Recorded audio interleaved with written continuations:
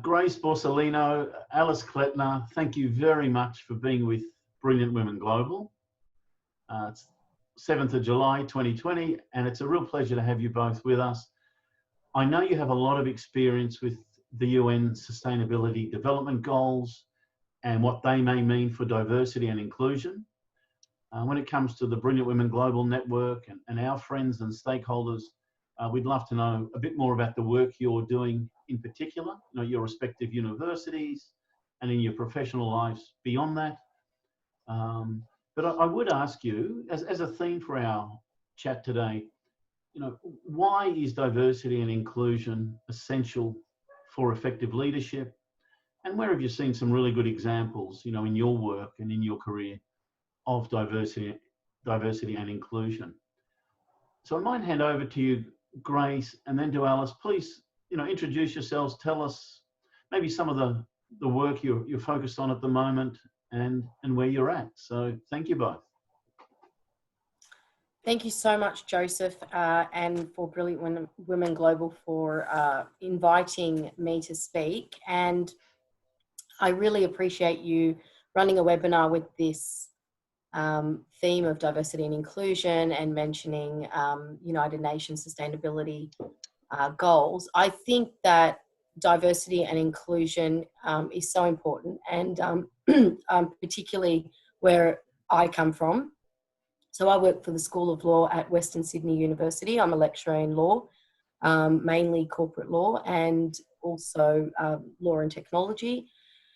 I'm the chair of the Equity and Diversity Working Party, and that is something that is important to the leadership of our school, and particularly with the initiatives that we have implemented with looking for areas where we could identify where there is need of more diversity and inclusion, and having working parties run out of that in areas of curriculum and research and our working environment and so forth. So I think it's so important because leadership is not always about the carrot and the stick. You really need to be able to bring your team with you, inspire them to have a very unified message. And I think that can really be achieved when the entire team is unified with their purpose, why they're doing it. And it's quite a communitarian approach to leading teams. So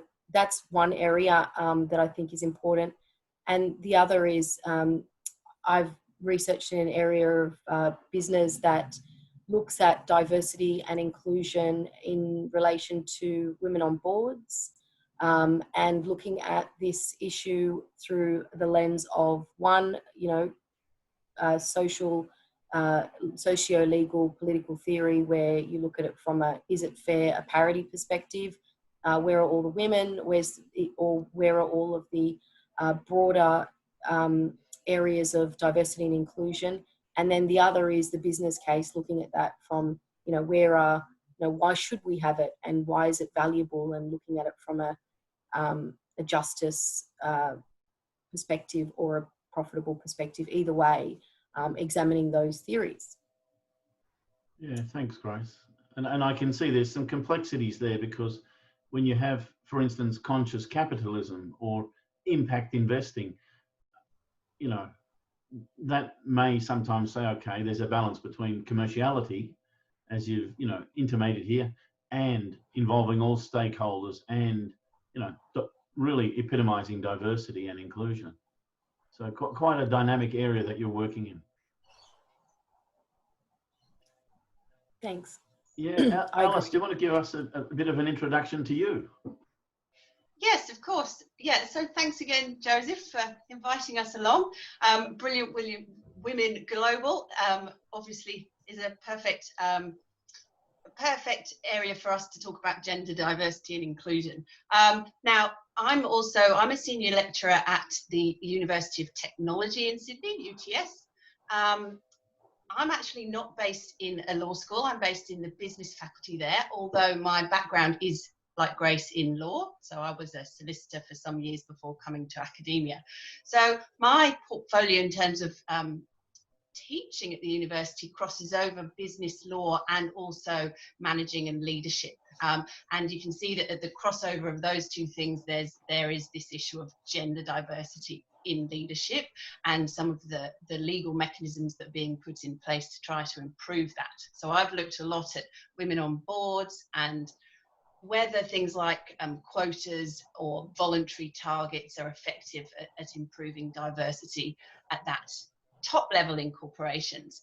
But I'm also interested in looking further down through the organisation at how we might be able to improve gender diversity and inclusion throughout the workplace. And some of my recent research has been focused at that level. And I can tell you more about that in a minute, perhaps. Fantastic, fantastic. Thank you both, Grace and Alice, for that introduction. And as you both suggested, it's so relevant to what Brilliant Women Global stand for. So I'll hand to you both, and you know, you interact and I guess respond as points come to mind. But my first question really is, you know, with the crossover of leadership and the engagement you both have with women on boards, it might seem a very obvious question to you because it's a speciality of yours both, but you know, why is diversity and inclusion important to leadership? Why is it maybe an important moment in time globally that we consider D&I? There's lots of research out there on this, as I'm sure you're aware, and McKinsey, the professional consulting firm, is probably one that's really pushed forward the business case for gender diversity, but of course diversity in a more wider sense as well is important. And they've shown things like the fact that, you know, if we were to improve the integration of women into the workplace, we could increase GDP massively. I think I've got a figure somewhere. I think it's 4.5 trillion, there we are, across the Asia Pacific by 2025. So it's good for the economy, but it's also good for your actual business. So there's lots of research, and I know that the research that tries to tie diversity to specific financial measures has sometimes been inconclusive. But the research that tries to tie diversity to behavioral measures, so decision making and culture, is very convincing that having more diverse and inclusive teams leads to better performance within an organization. And I think there's a third point as well. So it's good for the economy, it's good for your organization, but it's increasingly important if you want investment. So again, I mentioned briefly the research I've done, but that was commissioned by a large investment firm. And investors are now looking at organizations and looking at their gender diversity and inclusion performance as an indicator of their overall, you know, sustainability in an investment sense. Yeah, we often talk at Brilliant Women Global about diversity of thought really breeds economic growth, because, and it might seem obvious to the three of us because we work in this space, but I think people can easily grapple with this concept when we share it. And that is, if you've got more people around the table with diverse backgrounds, it is likely to lead to innovation, new ideas, and some of those new ideas will spark growth. And therefore, you know, a greater GDP at an aggregate level, and, you know, happier society with access to greater resources and opportunities. So I can understand why you're pointing to the McKinsey report, absolutely. So any other, yeah. Absolutely, and I agree. I think, just as Alice mentioned, that there are those three areas in particular that have been in the research has showcased that these are reasons why we should definitely adopt within organizations more diversity, inclusion. It leads to sustainability, it leads to positive outcomes. And it also, I think it's important, it also acknowledges the systemic inequality that existed in, you know, in structures that have not allowed for perhaps someone to enter a boardroom because they were not given the opportunity to have a particular education or have a particular head start in their lives. So it doesn't always account for maybe someone who was socially and economically disadvantaged and did not have all of those traditional entries to a board career. And certainly this is being addressed with scholarships, and there are so many wonderful initiatives out there to encourage more participation. But absolutely, I mean, Alice and I, we're both lecturers at universities. Our classes are not made up of just a very niche, particular looking student. We have students from all around the world, and it's always wonderful to have discussions and get diverse perspectives. And you will not get those sorts of perspectives if you're just hiring like-minded persons, and especially when we put students in groups and we get them to do challenges, it's amazing what they can achieve as diverse groups than if you were just to put a few in there that said, I can do the job, or if you put some in there that said, oh, we're not sure, maybe we can. Sometimes, you need that kind of person on your board to sort of question things and ask those questions, and to be able to sort of see new insights and create new innovative areas for the business. And if you just look at, I was just sort of mentioning earlier that if you look just at any top listed company's annual report, every single report discusses sustainability. Every single report has something about the purpose of the organization. Everyone talks about what they're doing for the environment or what they're doing for gender equality. And certainly there are a lot of companies that are aligning a lot of their goals with the United Nations Sustainable Development Goals. So absolutely, companies are becoming platforms to address social issues like climate action, or gender inequality, or reducing poverty. Whatever the issue, obviously there are reasons why we want companies to be involved in this, because they're so powerful. They have huge human capital, and so you have all of these factors who are driving these organizations. You want to know that if you're working in that organization, that the community from which it exists is represented in its management, in its supply chains. You want to make sure that it's addressing all of these issues that are important to people, because those are the people that are going to be driving your organization, and they are going to be your biggest advocates and drivers of change. There are arguments that say, well, the government should really be handling this. Why should we worry about, these particular issues? And that's understandable. But I just think that when you look at how much power and influence large corporations have, sometimes you don't really need to knock on the government's door to ask for small things. It can be voluntary. It can be done through so many things. And I could give so many examples of businesses that take voluntary initiatives to change things within their political environment that they're not happy with. But the reality is that all companies are making social issues their business.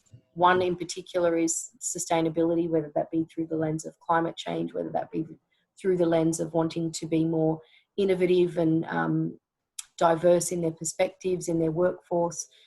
The interesting thing is that at the moment, it's really up to that organisation to decide how they're going to showcase or demonstrate how they do it. Some companies will have something quite brief about, we're respecting our workforce. They might not say how they're doing it, but the fact is they're putting it out there as their values now. And this wasn't always the case. Yes, Alice? I'm going to wave there because I feel like I need to be devil's advocate, because Yes. I agree with you that all companies have wonderful information in their annual reports about they do. It's very impressive. Gender diversity, but we still have to remember that the statistics from last year were only, I better get them right again, 12 female CEOs in the ASX 200. I saw that, yes. And if you look more widely, so the workplace, the WGEA, I think it's the Workplace Gender Yeah. Equality Agency. Their statistics slightly different because they look at a wider group of large companies. I think it's any company with over 100 employees, and they get then 17% of companies with a female CEO, but it's still very small. And the statistics, if you want to move down from those leadership positions, are also not great in terms of gender diversity in executive positions. And of course, there's the gender pay gap, which is where a lot of focus has moved to now, because that, again, doesn't seem to be disappearing. The gap, what is it? I've got it here. Men still take home on average $25,000 a year more than men. Women. More than one, yeah. Better get that right. Yeah, and I think it's so incredibly important to have, as I was saying earlier, you want to see somebody that you can aspire to up the top. You know, if your senior managers are all male and you're a talented woman who has plans to, you know, start a family or travel or write, and you know that's not going to be a really good vision for you to aspire to. You're going to be looking and saying, well, do I want to work round the clock like this person? This person doesn't raise a family. This person doesn't. So you want to see people like you.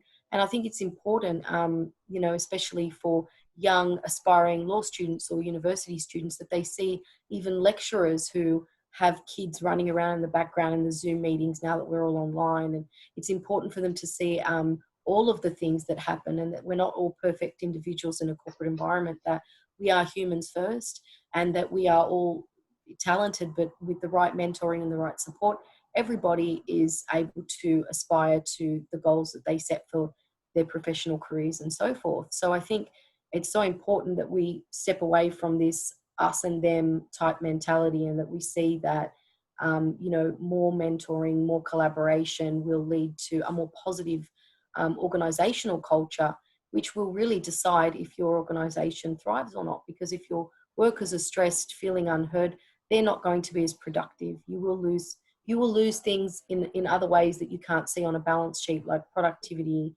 work morale, all of those things. And you see such a rise of organizations that are all about ethical corporations, ethical jobs. And people are looking more, especially millennials, they're looking more for purpose now within their roles and what they do. They don't want to just be saying, I calculate these numbers, these spreadsheets, you know, end of month is my busy time and that's it. They want to feel like they spend so much time within their organizations, they want to feel that it's aligning with their, you know, dominant values, because you spend most of your time in those environments. Yeah, I think you're totally right that people are not so prepared necessarily. Maybe that's part of the reason why there's a drop off at a certain stage. You know, people start in their career in a corporation and think they're going to the top, and then there's this dropout where people maybe, and a lot of women, but not always women, will decide that, yeah, their values just don't align with the corporation's values, and perhaps they're going to try and change career or set up something on their own, which they can have more control over how things progress. And I think it's also important to see that this is not just even though, you know, we look at corporations and businesses, it's happening in politics as well. I mean, now that you see in New Zealand, Jacinta Ardern, you know, running a family and doing all of these things while she's running the country. You know, Justin Trudeau, he's always got kids running around, and his wife was busy, you know, she had some health issues, and he was running the country from home. You know, when you see those things, it's, you know, it's so good for the morale of, you know, the people that want to aspire to that. So I think it's important to always see the leadership from the top needing to reflect diverse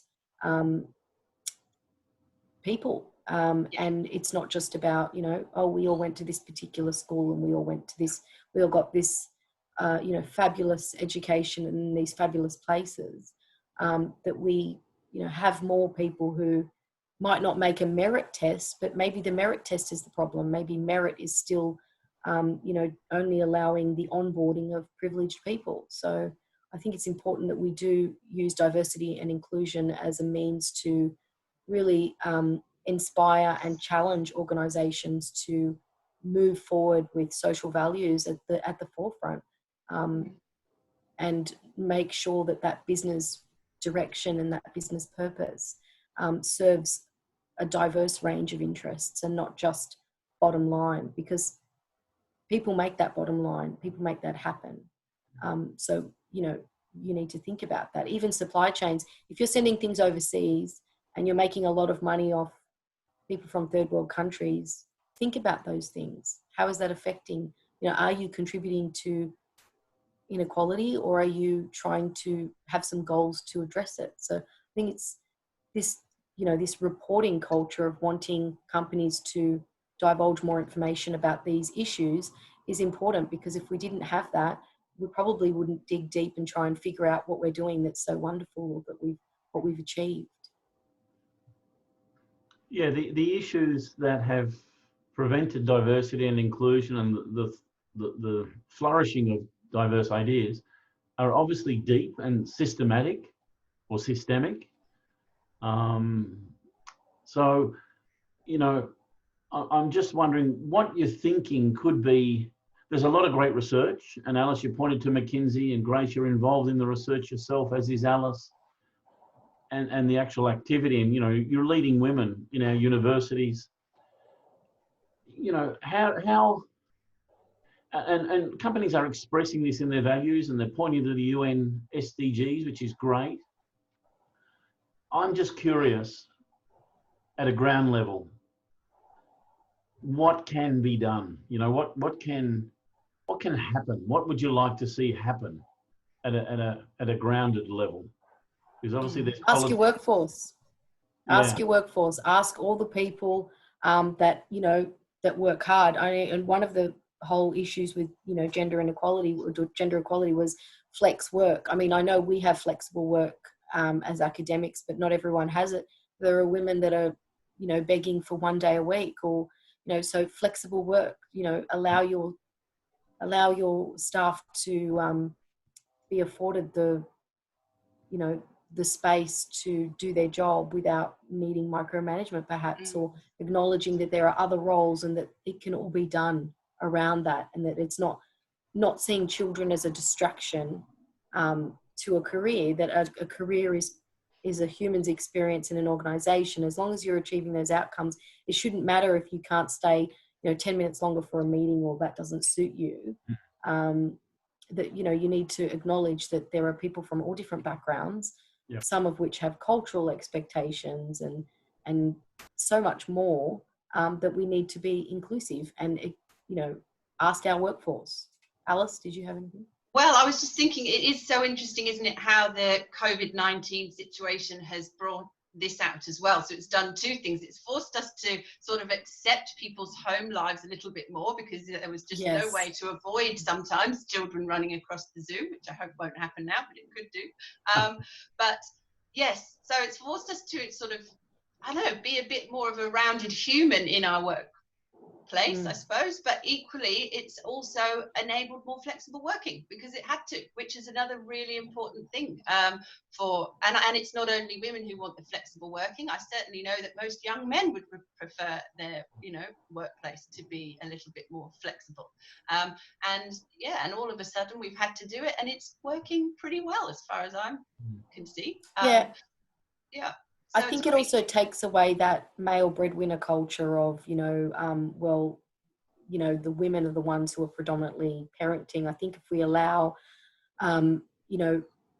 all people who want to be parents to be involved, and we make that gender neutral, and we encourage more flexible work, we encourage more of this, then we will start to see more people have an opportunity to enter without feeling like, oh, I can't do that because I'll be iced out of these conversations, or I won't be invited to these, these things.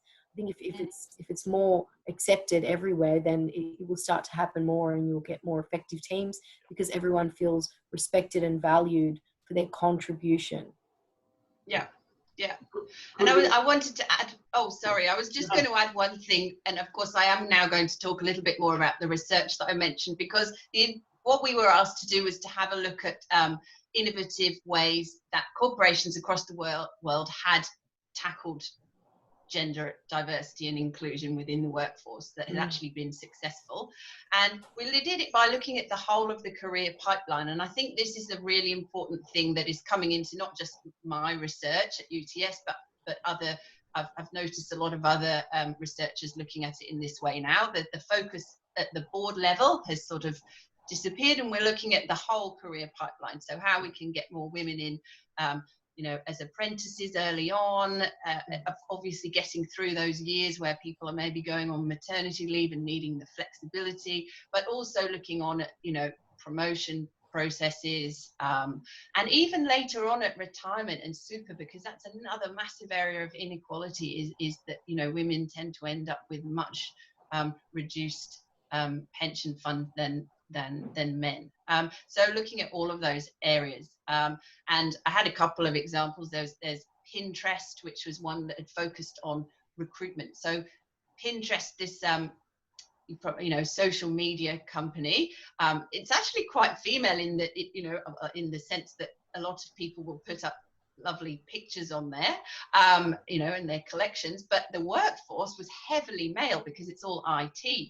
So they have had this quite interesting apprenticeship scheme where they would bring in, particularly they were focusing on women, but also racial and ethnic minorities.